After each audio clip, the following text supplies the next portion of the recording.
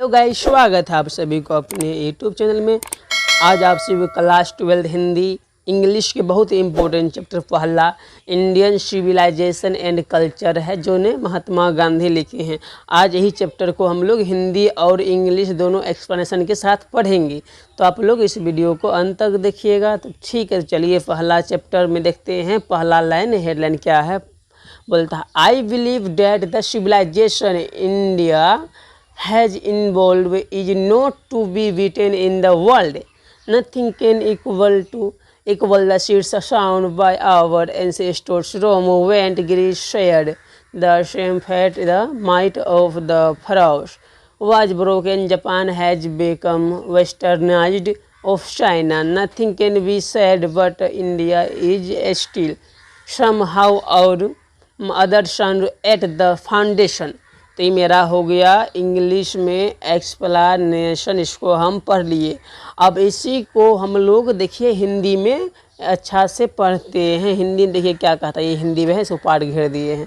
देखिए, बोलता मुझे यकीन है कि जो सभ्यता भारत ने विकसित की है वह विश्व में कहीं भी मात खाने वाली नहीं है। हमारे पूर्वजों द्वारा बोए जाने वाले बीज की बराबरी नहीं की जा सकती है।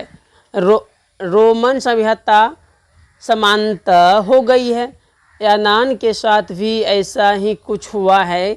फिर ओन की ताकत भी समाप्त हो गई। जापान का पश्चिमीकरण हो गया है। चीन के बारे में कुछ कहा नहीं जा सकता, परंतु भारत की सभ्यता अभी भी किसी न किसी तरह बरकरार है। यह जो चैप्टर जो है ना, सभ्यता पर अधिक करके लिखे गए हैं कि जैसे वो हम लोग कहते हैं, हम लोग के पूर्वज जो सभ्यता बनाए थे वो सभ्यता हम लोग को किसी न किसी रूप में हर एक जगह पर स्थित है। ठीक है, तो हम लोग अब देखिए अगला पैराग्राफ पढ़ते हैं। दूसरा पैराग्राफ दिया गया है, पैराग्राफ के हिसाब से देखिए यहाँ पर अगला है, इसको पढ़िएगा, आप लोग भी ध्यान से पढ़िएगा। इसको हम कर देते हैं। हाँ, the people of Europe learn lesson from the writings of the man of Greece of और Roman which exist no longer in their former glory in trying to learn from them the Europeans imagining that they will avoid the mistakes of Greece and Rome. Such is their pitiable condition. if early English, अब देखिए इसे का हिंदी में यहाँ पर लिखे हैं। ये कहना क्या चाह रहे हैं, बोलते यूरोप के लोग उन यूनान एवं रोम के लोगों के लेख से सीखते हैं जिनका अब पूर्व गौरव बाकी नहीं रहा। उनसे सीखने के क्रम में यूरोपवासियों को लगता है कि वह लोग यूरोप के लोग हैं।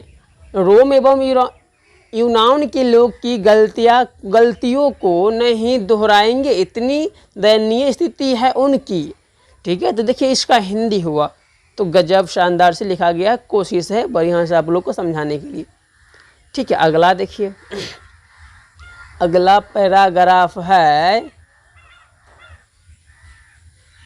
देखिए बोलता है in the midst of all this India remains immovable and that is her glory. It is a charge against India that her people are uncivilized ignorant and stoldy that it is not possible to induce them to adopt any charge. अब देखिए इसको हिंदी में कैसे बोलते हैं, इसको हिंदी में हम लोग इस तरह से पढ़ेंगे। हिंदी में देखिए इसका हिंदी क्या है,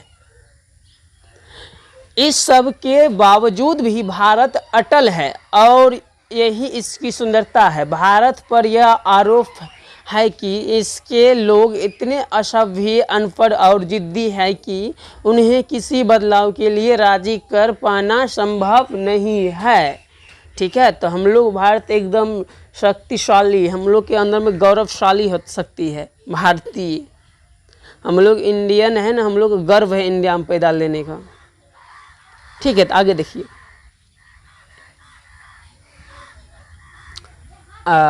अगला स्टेप है। देखिए इसको हम अंडरलाइन कर देते हैं। हाँ देखिए, It is charge really against our merit, what we have tasted and found to do on the unwheel of experience we